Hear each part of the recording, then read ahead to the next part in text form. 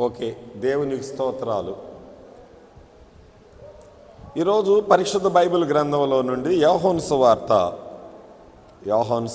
2వ అధ్యాయంలో 13వ వచనం నుండి జరిగిన ఒక సంఘటన. యేసు ప్రభు ఈ లోకములో శరీరధారిగా ఆయన జీవించిన దినాలలో యేసు ప్రభువును గూర్చినటువంటి ఆసక్తిని గూర్చినటువంటి సందర్భాన్ని ఇక్కడ మనం చూస్తాం. యేసు ప్రభువులు వారు పస్కా పండుగ రోజు ఆ పండుగ సమీపిస్తూ ఉండగా యెరూషలేముకు వెళ్ళారు. అక్కడ ప్రభువారు ఆ దేవాలయంలో ప్రవేశించారు.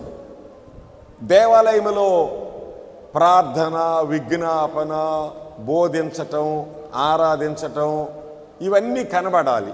కానీ అవన్నీ ఆ దేవాలయంలో కనబడాల. మరి దానికి ప్రతిగా ఏం కనబడ్డాయి అంటే ఎడ్లు కనపడ్డాయి, గొర్రెలు కనపడ్డాయి, పావురాళ్ళు కనపడ్డాయి, వాటిని అమ్మేవాళ్ళు కనపడ్డారు, రోకలు మారుస్తూ ఉన్నారు. అంత బిజినెస్ జరుగుతూ ఉన్నది. అది ఒక సంతలాగా ఉన్నది, వ్యాపారంగా ఉన్నది.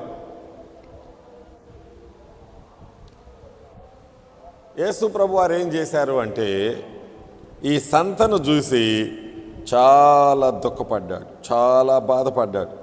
త్రాళ్లతో కొరడాలు చేసుకోవాల్సి వచ్చింది. ఆ త్రాళ్లతో కొరడాలు చేసుకొని గొర్రెలను, ఎడ్లను దేవాలయంలో తోలివేసి ఈ రోకలు మార్చే వాళ్ళ రోకలను కూడా చల్లివేసి వారి బల్లలు పడద్రోసి పావురములు అమ్మువారితో అంటున్నాడు కదా, వీటిని ఇక్కడి నుండి తీసుకొని పోండి, నా తండ్రి ఇల్లు వ్యాపారపుటిల్లుగా చేయకుడి అని చెప్పాడు. అంటే యేసు ప్రభు వాళ్ళని గద్దిస్తూ ఉన్నాడు, వాళ్ళని హెచ్చరిస్తూ ఉన్నాడు, వాళ్ళతో మాట్లాడుతూ ఉన్నాడు. తండ్రి ఇల్లు అంటే దేవుని మందిరం. దేవుని మందిరంలో ఆరాధన జరగాలి, దేవుని మందిరంలో ప్రార్థన జరగాలి, దేవుని మందిరంలో స్తుతి ఉండాలి, దేవుని మందిరంలో మంచి వాక్యోపదేశం ఉండాలి. దీనంతటికి ప్రతిగా అక్కడ ఈ బలులు అర్పించటం, రోకలు మార్చటం, వ్యాపారం కనపడుతుంది. ప్రభు దుఃఖపడ్డారు, బాధపడ్డారు, గద్దించాడు. ఇదంతా చూసి ఏమనుకుంటున్నారు అంటే 17వ వచనంలో ఆయన శిష్యులు ఏమనుకుంటున్నారు, నీ ఇంటిని గూర్చిన ఆసక్తి నన్ను తినివేస్తుంది. భక్షించటం అంటే తినటం. దేవుని మందిరము గూర్చిన ఆసక్తి మనల్ని తినాలి, మనల్ని భక్షించాలి. అంటే మనలో అంత ఆసక్తి ఉండాలి మందిరమును గూర్చి. మందిరమును గూర్చిన ఆసక్తి ఇది ఒక గొప్ప ఉద్యమం, రెవల్యూషన్ అన్నమాట. దేవుని మందిరమును గూర్చిన ప్రత్యక్షత.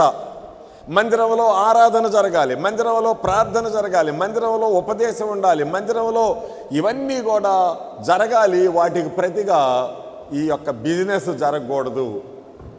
అందుకని యేసు ప్రభు ప్రక్షాళన చేస్తున్నాడు, దిద్దుబాటు చేస్తున్నాడు. ఇదేం చూపిస్తుందంటే యేసు ప్రభువుకి మందిరమును గూర్చిన ఆసక్తి. యేసు ప్రభువులో నానా విధములైన ఆసక్తులు ఉన్నవి. ఒకటేమో మందిరమును గూర్చిన ఆసక్తి. మనం నామకార్థపు క్రైస్తవులంగా మారిపోకూడదు. మనం దేవుని మందిరాన్ని గమనించాలి, దేవుని మందిరమును పరిశోధించాలి. బైబిల్ గ్రంథంలో మనం చూస్తే రాజులు పరిపాలన చేసిన దినాలలో యూదులకు రమారమి ఒక 20 మంది రాజులు యూదా ప్రజలను పరిపాలన చేశారు. వారిలో మందిరమును గూర్చిన ఆసక్తి ఎవరికి ఉన్నది? మీరు బైబిల్ గ్రంథంలో దినవృత్తాంతముల 2వ గ్రంథము 28వ అధ్యాయము 1వ వచనంలో చూస్తే ఆహాజు అని ఒక రాజు ఉన్నాడు. ఇతడు యోతాము కుమారుడు, యోదా రాజు, 12వ రాజు యూదులకు. ఇతని పేరు ఆహాజు. 16 సంవత్సరాలు ఇతడు పరిపాలన చేశాడు. అయితే ఇతడు రాజు అయినప్పుడు ఏం చేశాడు? ఇతడు చేసిన పనేమిటి అంటే దేవుని మందిరమును, వాటి తలుపులను మూయించాడు. అది ఆహాబు చేసిన పని. 28వ అధ్యాయం 24వ వచనంలో చూస్తే ఆహాజు అనే ఈ రాజు దేవుని మందిరపు ఉపకరణములను సమకూర్చి వాటిని తెగగొట్టించి యెహోవా మందిరపు తలుపులను మూసివేయించి యెరూషలేమందంతటా విగ్రహారాధన సంబంధమైన బలిపీఠములను గట్టించాడు. ఎంత దుష్టుడైన రాజు, ఎంత దుర్మార్గపు పరిపాలన చేశాడు. దైవ భయం లేనివాడు, దైవాసక్తి లేనివాడు, ప్రజల విషయమై శ్రద్ధ లేనివాడు, దేవుని మందిరం విషయమై ఆసక్తి లేనివాడు, దేవుని మందిరపు తలుపులు మూయించినవాడు, దేవుని మందిరములో ఉన్నటువంటి ఆ యొక్క ఉపకరణములన్నిటిని కూడా వాటిని అన్యముగా వాడినటువంటి వ్యక్తి. ఇతడు చనిపోయిన తర్వాత ఇతని కుమారుడైన హిజ్కియా రాజయ్యాడు. ఆహాజు అనే ఈ యొక్క దుర్మార్గపు రాజు కడుపున ఎంతో మంచి రాజు పుట్టాడు. ఆ రాజు పేరు హిజ్కియా. ఇతడు యోధా ప్రజలకు 13వ రాజు, 29 సంవత్సరాలు పరిపాలన చేశాడు. ఆహాజు దేవుని మందిరపు తలుపులను మూయించితే తన కుమారుడైన హిజ్కియా రాజు ఏం చేశాడు? 29వ అధ్యాయంలో మనం చూస్తే 3వ వచనంలో, అతడు తన ఏలుబడి యందు మొదటి సంవత్సరము మొదటి నెలను యెహోవా మందిరపు తలుపులను తెరచి వాటిని బాగు చేశాను. తండ్రేమో మందిరపు తలుపులు మూయించేవాడు, తండ్రేమో ఆరాధన ఆపేవాడు, తండ్రేమో ప్రార్థన ఆపేవాడు, తండ్రేమో విగ్రహారాధన ప్రవేశపెట్టినవాడు, కుమారుడేమో తిరిగి ఆరాధన ప్రారంభించినవాడు, తిరిగి మందిరపు తలుపులు తెరిచినవాడు. ఎవరు? హిజ్కియా. కాబట్టి హిజ్కియా ఆసక్తి చూడండి ఎంత గొప్పదో. హిజ్కియా ఒక విషయంలో ఆసక్తి కలిగిన వాడు కాదు, మందిర విషయంలో ఆసక్తి ఉన్నది. ప్రజలను ఏర్పాటు చేసి లేవీలను చుట్టుప్రక్కల ప్రాంతాలకు వారిని పంపి దేవుని వాక్యమును ప్రకటింపజేశాడు, దేవుని వాక్యమును బోధింపజేశాడు. అన్యముగా ఉన్న ప్రతి దానిని పడద్రోశాడు. అంటే నానా విధములైన ఆసక్తి, ఆత్మ సంబంధమైన ఆసక్తి కలిగినటువంటి వాడు హిజ్కియా. మరణకరమైన రోగం వచ్చినప్పుడు ప్రార్థించాడు ఆసక్తితో. వ్యక్తిగత ప్రార్థనలో ఆసక్తి, ఇశ్రాయేలు యోధా జనమును గురించి ప్రార్థించటంలో ఆసక్తి, దేవుని మీద ఆధారపడే విషయంలో ఆసక్తి, దేవుని యొక్క విచారణ చేసే విషయంలో ఆసక్తి, మందిరమును ప్రక్షాళన చేసే విషయంలో ఆసక్తి, పస్కా పండుగను ఆచరించే విషయంలో ఆసక్తి. అంటే హిజ్కియాలో ఒక ఆసక్తి కాదు, దేవుని మందిరపు తలుపులను తెరిపించి ఆ మందిరములో వ్యర్థమైన వాటన్నిటిని బయటికి తీసుకువెళ్ళి నిషిద్ధమైన వాటిని పారవేయించి ఏం చేశాడు? 29వ అధ్యాయం 17వ వచనంలో, మొదటి నెల మొదటి దినమున వారు మందిరమును ప్రతిష్ఠ చేయని ఆరంభించారు. ఇదే కాకుండా పస్కా పండుగను ఆచరింపజేశాడు. ఇది హిజ్కియా యొక్క ఆసక్తి. కాబట్టి దేవుని బిడ్డలంగా వినండి జాగ్రత్తగా, మనలో ఈ ఆసక్తి ఉండాలి. వాక్యం అర్థమవుతుందా? అర్థమైతే ఒకసారి హల్లెలూయా అని చెప్పండి. నేనేం చెప్తున్నానంటే, మన సంఘంలో ప్రార్థన చేసేవాళ్ళు ఉన్నారు కొద్దిమంది, అందరూ ప్రార్థన చేసేవాళ్ళే. కానీ మరికొద్దిమంది దేవునికి ప్రతిష్ఠించుకొని ప్రార్థన ఆసక్తే చాలదు, మందిరమును కూర్చుని ఆసక్తి ఉండాలి. కొంతమందికి దేవుని యొక్క వాక్యమును శ్రద్ధతో వినే ఆసక్తి ఉంటుంది. వాక్యం వింటారు, కానీ ప్రతిఫలం చూపించాలి. ఏంటి? ఈ మందిరంలో ఏమి లోటుగా ఉన్నది, ఈ మందిరానికి నేనేం చేయాలి, ఈ మందిరం ఎట్లా ఉన్నది. ఒకసారి ఒక యవనస్తుడు నాతో ఏమన్నాడంటే, ఆ పాత మందిరము దానికి ఒకసారి పెయింట్ వేయించుదాము, మందిరం బాగలేదు, పెయింట్కి నేను కొంత ఖర్చును పెట్టుకుంటాను, ఆ మందిరం పెయింట్ వేయించుదామని అడిగాడు. నేను సంతోషించాను. ఈ యవనస్తుడికి మంచి ఆశ ఉన్నది, ఆసక్తి ఉన్నది. మందిరం అంతా పాతగిలిపోయింది, మందిరమును మంచిగా పెయింట్ వేయాలి, మందిరమును మంచిగా రూపుదిద్దాలి అని ఆసక్తి ఉన్నది. సరే బాబు, నీ ఆసక్తి బాగున్నది, నువ్వు ఎక్కువ భారం భరించి అలసిపోకూడదు, నీ శక్తి కొలది నువ్వు సహాయం చేయి, మిగిలింది నేను చూసుకుంటానని చెప్పి ఆ యవనస్తుడుకి ఉన్న ఆసక్తితో నేను ఏకీభవించి మందిరం అంతా పెయింట్ వేయించి ఎన్నో వేల రూపాయలు ఖర్చు పెట్టి, అట్లా దేవుని మందిరమును గూర్చిన ఆసక్తి యేసు ప్రభువులో చూస్తున్నాం. నీ ఇంటిని గూర్చిన ఆసక్తి నన్ను భక్షించుచున్నది అని శిష్యులు జ్ఞాపకం చేసుకున్నారు. ఈ వాక్యము మనం కీర్తనలో 69వ కీర్తనలో మనం చూస్తాము. 19వ వచనంలో 69:9, నీ ఇంటిని గూర్చిన ఆసక్తి నన్ను భక్షించి ఉన్నది అని ఉన్నది. ఇది యేసు ప్రభువును గూర్చిన ప్రవచన వాక్యం. దేవుని మందిరమును గూర్చిన ఆసక్తి కలిగినటువంటి వాడు యేసు ప్రభు. యేసు ప్రభువులో ఆ ఒక్క ఆసక్తేనా అంటే ఆ ఒక్క ఆసక్తే కాదు, మరి ఇంకా ఆయనకి ఏం ఆసక్తి ఉన్నది? ఇప్పుడు మందిరమును గూర్చిన ఆసక్తి రాజులలో ఎవరికి ఉన్నది? హిజ్కియాకు ఉన్నది. హిజ్కియాకి దేవుని మందిరమును గూర్చిన ఆసక్తి ఉన్నట్లుగా మనం చూస్తున్నాం. అంతేకాకుండా ఇంకా దైవ గ్రంథంలో మనం చూసినట్లయితే రాజులలో చాలా చిన్న వయసులో రాజు అయినటువంటి ఒక వ్యక్తి ఉన్నాడు. చాలా చిన్న వయసులో రాజు అయినటువంటి ఒక వ్యక్తి ఉన్నాడు. ఆ వ్యక్తి రాజు అయిన తర్వాత ఏం చేశాడో దేవుని యొక్క వాక్యంలో మనం చూస్తాం. చిన్న వయసులో రాజు అయ్యాడు. అతడు మరి 16వ రాజు. అతను ఎక్కడ చూస్తామంటే రాజుల గ్రంథం 2వ గ్రంథం 22వ అధ్యాయం చూడండి ఒకసారి. రాజుల గ్రంథము 2వ గ్రంథం 22వ అధ్యాయం 1వ వచనం. యోషియా ఏలనారంభించినప్పుడు 8 ఏండ్ల వాడై యెరూషలేమునందు 31 సంవత్సరములు పరిపాలన చేసెను. ఎవరు ఇతను అని మనం చూస్తే ఈ హిజ్కియా తర్వాత, హిజ్కియా 13వ రాజు కదా, హిజ్కియా తర్వాత హిజ్కియా చనిపోయినాక హిజ్కియా కుమారుడు రాజు అయ్యాడు. అతని పేరేమిటి? మనష్షే. ఇతడు బహుదుర్మార్గుడైన రాజు. హిజ్కియా తండ్రి దుర్మార్గుడు, హిజ్కియా కుమారుడు దుర్మార్గుడు.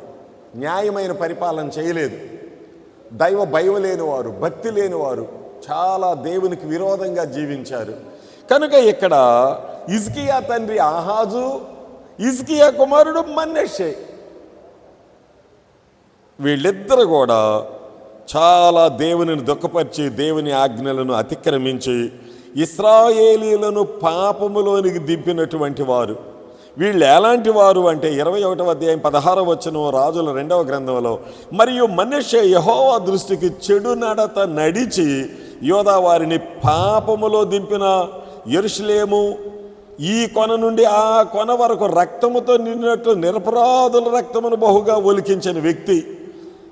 యోధా వారిని పాపములోకి దింపాడంట. పాపం నుంచి బయటికి లాగాల్సిన వాడు పాపములోకి ప్రజలను దించాడు. దైవ మార్గంలో నుండి తొలగేటట్లు చేశాడు. దైవాసక్తి లేనివాడు, మందిరం ఆసక్తి లేనివాడు, ప్రార్థన ఆసక్తి లేనివాడు, భక్తి ఆసక్తి లేనివాడు, నీతి ఆసక్తి లేనివాడు. కనుక ఇతడు చాలా దుష్టమైన పరిపాలన చేశాడు. ఇతడు పేరు మనష్షే. ఇతని తర్వాత ఎవరు రాజు అయ్యారంటే ఇతని కుమారుడు ఆమోను రాజు అయ్యాడు. ఆమోను కుమారుడే ఈ యోషియా, అంటే హిజ్కియాకి ముది మనవడు. ఈ ముది మనవడు యోషియా అనే ఈ రాజు ఏలనారంభించినప్పుడు ఏం చేశాడు? 8 సంవత్సరాల వాడై అతడు 31 సంవత్సరం పరిపాలన చేశాడు. ఇతడు రాజు అయినాకేం చేశాడు? రాజుల 2వ గ్రంథం 22వ అధ్యాయం 5వ వచనం ఏం చేశాడు? 5వ వచనంలో యెహోవా మందిరపు పనికి అధికారులై పని జరిగించు వారి చేతికి ఆ ద్రవ్యమును అప్పగించిన తర్వాత యెహోవా మందిర మందలి శిథిలమైన పనులను బాగు చేయుటకై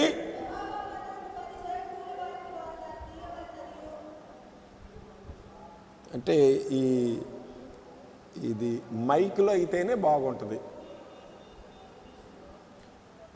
వడ్ల వాండ్లకును శిల్పకారులకును కాసే పనివారికి మందిరమును బాగు చేయుటకై మ్రానులనేమి చెక్కిన రాళ్లనేమి కొనుటకు ఇవ్వవలనని తెలియజేసిన. అంటే ఇక్కడ యోషియా రాజైనాక దేవుని మందిరమును బాగు చేయటం ఆరంభించాడు.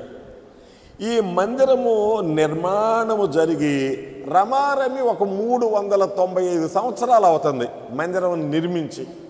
ఎవరు నిర్మించారు? సలోమోను 40 సంవత్సరాలు పరిపాలన చేశాడు. సలోమోను తర్వాత ఎవరు రాజులు?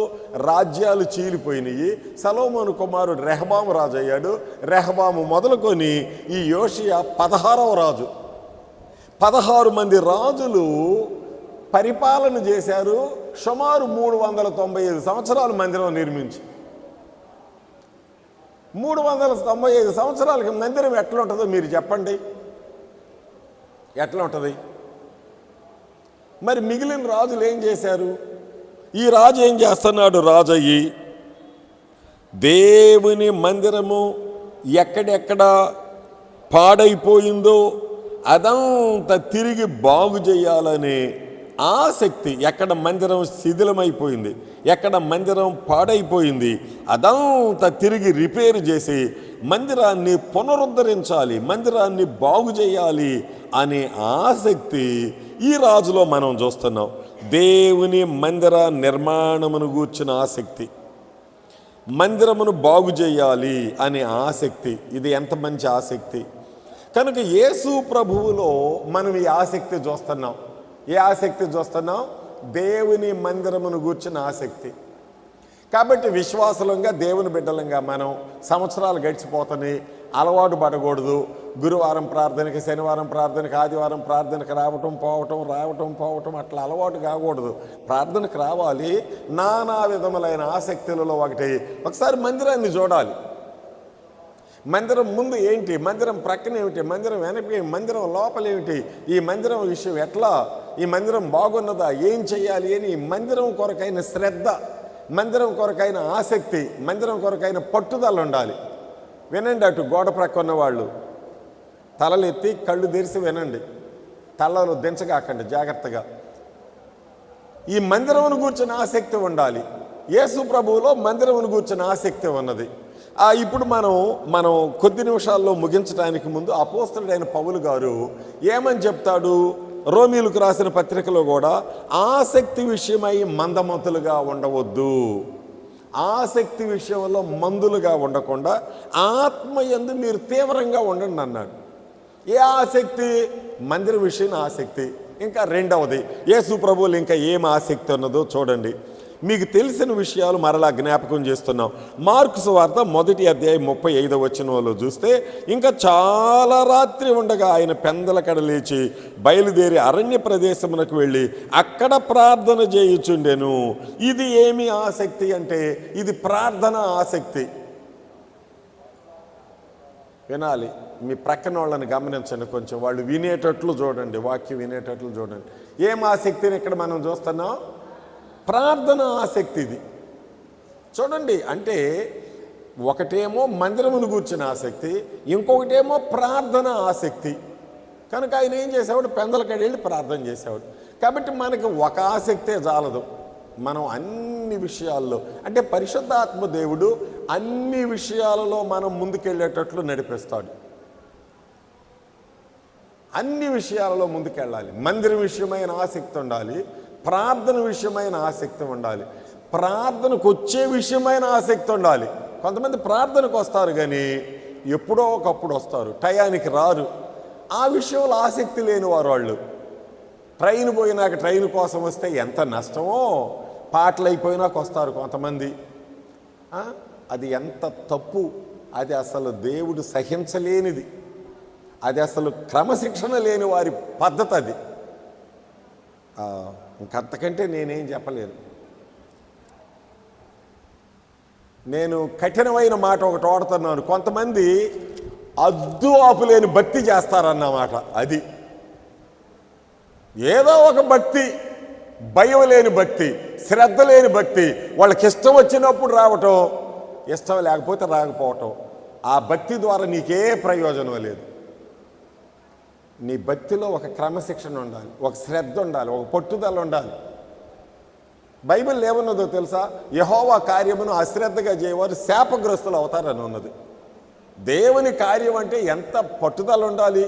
దేవుడు నీకు ఆయుష్ ఇవ్వాలా, దేవుడు నీకు ఆరోగ్యం ఇవ్వాలా, దేవుడు నీకు స్వస్థత ఇవ్వాలా, దేవుడు నిన్ను క్షమించి నీకు అన్నీ ఇవ్వాలా. నువ్వు ఆయనకి ఏం చేయవా?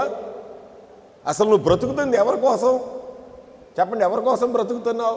దేవుడు తన కొరకు నిన్ను బ్రతికిస్తున్నాడు. నువ్వు బ్రతికితే దేవుని కొరకు బ్రతకాలి. పౌలు గారు ఏమన్నాడు? నేను జీవించుటైతే నా ప్రభు కొరకే, లేదంటే నాకు మరణం మేలు, చావు నాకు లాభం. బ్రతికితే దేవుని కొరకు, దేవుని కొరకు బ్రతకపోతే నేను చనిపోతా, నాకు మరణమే కావాలి. లేదు నేను బ్రతికేనా దేవుని కొరకు బ్రతుకుతా. దేవుని కొరకు కాకుండా నాకు ఒక్కరోజు వద్దు, దేవుని కొరకు కాకుండా నాకు ఒక వారం కూడా వద్దు. ఆయన ఆ రోషం, ఆ పౌరుషం, ఆ గ్రహింపు, ఆ పట్టుదల, ఆసక్తి చూడండి పౌలు గారికి. మనం కూడా అలాంటి భక్తి నేర్చుకోవాలి. యేసుప్రభు ఏమడిగాడు? ప్రకటన గ్రంథంలో ఆ సంఘంతో పరిశుద్ధాత్ముడు చెప్పాడు ఏమని? నువ్వు వెచ్చగా ఉండు, లేకపోతే ఎట్లుండు? చల్లగా ఉండు, అంతే. అటన్నా ఉండు, ఇటన్నా ఉండు అంటాడు. కనుక ఇప్పుడు ఇదే ఆసక్తి అని అంటే ప్రార్థన ఆసక్తి. మనం ప్రార్థన నిర్లక్ష్యం చేయకూడదు. ఏకాంత ప్రార్థన అలవాటు చేసుకోవాలి. ఏకాంత ప్రార్థనకు వెళుతూ ఉండాలి. వెళ్ళి అక్కడ కూర్చుంటే ఎంతో స్తుతి వస్తుంది, ఎంతో ప్రార్థన వస్తుంది, ఎంతో విజ్ఞాపన వస్తుంది. ఏకాంత ప్రార్థనకు వెళ్ళినప్పుడు ఎంతో ప్రార్థన వస్తుంది. అది చాలా దీవెనకరంగా ఉంటుంది. ఆ ప్రార్థనలో మనం దేవుని చిత్తం నెరవేర్చబడేటట్లు ప్రార్థన చేస్తాం, ఆత్మలో బలపరచబడతాం. ఏకాంత ప్రార్థన యేసుప్రభు చేసేవాడు, శిష్యులకి అది నేర్పాడు. కనుక ఇక్కడ యేసుప్రభువులో ఏ ఆసక్తి చూస్తున్నామంటే, ఒకటి మందిరమును కూర్చున్న ఆసక్తి, రెండవది ఏ ఆసక్తి చూస్తున్నాం? ప్రార్థన ఆసక్తి. ఆయన 6వ అధ్యాయం లోకాసువార్తలో రాత్రంతా ఒలీవ కొండలలో ప్రార్థన చేశాడు. లోకాసువార్త 22వ అధ్యాయంలో గెత్సేమనే వనంలో వెళ్ళి ప్రార్థన చేశాడు. మార్కు సువార్త 1వ అధ్యాయంలో ఆయన అరణ్య ప్రదేశానికి వెళ్ళి ప్రార్థన. కాబట్టి యేసు ప్రభు జీవితంలో మనం ఏం చూస్తున్నాము? ప్రార్థన ఆసక్తి. ఒకటేంటి? మొదటిది మందిరం కూర్చున్న ఆసక్తి, రెండవది ఏమిటి? ప్రార్థన ఆసక్తి. నేను 3వ మాట చెప్పి ముగిస్తా. ఇక్కడే మార్కు సువార్త 1వ అధ్యాయము 38వ వచనంలో ఉన్నది. ఇది ఇంకొక ఆసక్తి. అదేమిటో ఆయన శిష్యులతో అంటున్నాడు ఏమని? నేను ఇతరమైన సమీప గ్రామములలోనూ ప్రకటించుటకు వెళ్ళుదము రండి, ఇందు నిమిత్తమే కదా నేను బయలుదేరి వచ్చితనని వారితో చెప్పాను. రండి, వెళదాం, రండి, ఆ సమీప గ్రామాలకు వెళదాం రండి, ఆ ప్రక్కనున్న గ్రామానికి వెళదాం రండి, మన వెనక ఉన్న గ్రామానికి వెళదాం రండి, ఈ చుట్టుప్రక్కల గ్రామాలకు వెళదాం రండి, వెళ్ళి దేవుని వాక్యాన్ని బోధించుదాం రండి, సువార్త ప్రకటించుదాం రండి అని. ఇదేం ఉద్యోగం? బోధించే ఉద్యోగం, దేవుని సువార్తను ప్రకటించే ఆసక్తి ఇది. అంటే వాక్యమును ప్రకటించే ఆసక్తి, ప్రార్థన చేసే ఆసక్తి, మందిరం పనిచేసే ఆసక్తి. అంటే యేసు ప్రభు ఎన్ని విధాలుగా ఆసక్తి కలిగి ఉన్నాడు. దేవుని బిడ్డలంగా మనం కూడా ఈ విధమైన ఆసక్తి కలిగి ఉండాలి. ఆసక్తి విషయంలో డానీ ఇక్కడికి రమ్మా. ఆసక్తి విషయంలో మనం ఎట్లా ఉండకూడదు? మందమతులుగా ఉండకూడదు. అది నాకు ఉన్న రోషాలలో ఒక రోషం ఏమిటంటే, దేవుని పనిని నిర్లక్ష్యం చేయటం, నిద్రపోతులుగా ఉండటం, సోమరపోతులుగా ఉండటం నా ఒట్టికి నేను సహించలేనిది. అసలు దాన్ని నేను తట్టుకోలేను. నా కళ్ళతో చూస్తే నేను ఒప్పుకోను. అది ఒక మహా మిషనరీ అన్నాడు, డూ ఆర్ డై అన్నాడు. నువ్వు చెయ్యి లేకపోతే చావు అన్నాడు. మేము నేర్చుకుంది అది ఒకటే, నువ్వు చేస్తావా చస్తావా, నువ్వు వాడని కడతావా లేదా చస్తావా. నువ్వు వాడని కట్టు, అది నీ డ్యూటీ, అది నీ పని. కుటుంబ వాడని కట్టుకోవాలి. దేవుడు నిన్ను లెక్క అడుగుతాడు. ఒక విశ్వాసిగా, ఒక దేవుని బిడ్డగా, ఒక రక్షించబడిన బిడ్డగా, యేసు ప్రభు రక్తంలో కడగబడిన బిడ్డగా, ఒక దేవుని ఆత్మ కలిగిన బిడ్డగా అసలు నీకు ఎక్కడ నిద్ర పడుతుంది? దేవుని బిడ్డలు నిద్రపోలేరు. వాళ్ళల్లో పరిశుద్ధాత్ముడు ఉంటాడు. పరిశుద్ధాత్ముడు మండిస్తూ ఉంటాడు. పరిశుద్ధాత్ముడు ఆసక్తి ఇస్తాడు. పరిశుద్ధాత్ముడు పట్టుదల ఇస్తాడు. పరిశుద్ధాత్ముడు ఆరోగ్యం ఇస్తాడు. పరిశుద్ధాత్ముడు బలపరుస్తాడు. అది పరిశుద్ధాత్ముడు చేసేది, నువ్వు చేసేది కాదు. ఇది నీలో ఉన్న దేవుని ఆత్మ నిన్ను నడిపిస్తాడు, నీకు బోధిస్తాడు, నిన్ను రేపుతాడు, నిన్ను ప్రేరేపిస్తాడు. నీ ద్వారా దేవుని చిత్తం జరగాలని దేవుడు తన ఆత్మను నీలో ఉంచితే నీకు ఎట్లా నిద్రపడుతుంది? దేవుని ఆత్మ లేని వారు నిద్రపోతారు. అందుకని బైబిల్లో పౌలు గారు సంఘాలకు చెప్తాడు కదా, ఆత్మను ఆర్పగాకండి అని అంటాడు. పరిశుద్ధాత్మను మీరేం చేయకూడదు? ఆర్పగాకండి అంటాడు. నన్ను ఎవరైనా ఆపాలి అంటే, ఏదన్నా ఊరికెళ్ళినా నాకు కానుకలు ఇచ్చి ఆపలేరు, భోజనాలు పెట్టి ఆపలేరు. వాళ్ళ చేత కాదు, నేను ఆగను. నన్ను ఎవరన్నా ఆపాలి అంటే బైబిల్ స్టడీ చేద్దాం ఉండండి అంటే ఆగుతాను, కొంచెం ప్రార్థన చేద్దాం ఉండండి అంటే ఆగుతాను. ఇక అంతే. ఆ రెంటికే నాకు ఎవడైనా బ్రేక్ వేయాలంటే ఈ రెండే. ఎంతకు మించి నన్ను ఆపాలంటే ఆపలేరన్నమాట. నేను వెళ్ళిపోవాలి. కనుక దేవుని సన్నిధిలో మనం 3 విషయాలు విన్నాం. ఒకటేంటి, మందిరమును గూర్చిన ఆసక్తి. ఇంకొకటి ఏమిటి, ప్రార్థన ఆసక్తి. మరి ఒకటేమిటి, సువార్తను ప్రకటించే ఆసక్తి. యేసు ప్రభువులో ఉన్నది. అది శిష్యులు నేర్చుకున్నారు. వారు ఈ 3లో కొనసాగారు. శిష్యులు ఎక్కడ ప్రార్థనలో తగ్గల, బోధించటంలో తగ్గల, ఆసక్తిలో తగ్గల. అభిషక్తుడైనటువంటి పౌలు గారు ఇంకెక్కడా తగ్గల. ఇంకా నానా విధములైన ఆసక్తులు ఉన్నాయి. కాబట్టి ఆ బైబిల్లో చూస్తాం, ఆయన ఆసక్తిని రేపుకొన్నాడని ఉన్నది. ఆయన ఆసక్తిని వస్త్రంగా ధరించుకున్నాడని మనం చూస్తామన్నమాట. ఇది దేవుని బిడ్డలలో ఉండవలసిన ఆసక్తి. దీనిని మనం పోగొట్టుకుంటే ఇంకా బయట వాళ్ళకి మనకి తేడా ఉండదు, 2 ఒకటిగానే ఉంటుంది. వాళ్ళకి మనకి వ్యత్యాసం ఏమిటంటే, మనలో ఉన్న దేవుని ఆత్మ ద్వారా మనం నడిపించబడాలి. మనం ఆసక్తిగా ఉండాలి, దేవుని కొరకు రోషంగా ఉండాలి, దేవుని కొరకు నడుం కట్టుకొని పనిచేయాలి, మందిరం పనిచేయాలి, ప్రార్థన పనిచేయాలి, బోధించే పని చేయాలి. దేవుడు మనల్ని దీవించి నడిపించును గాక. ఆమేన్. ఓకే.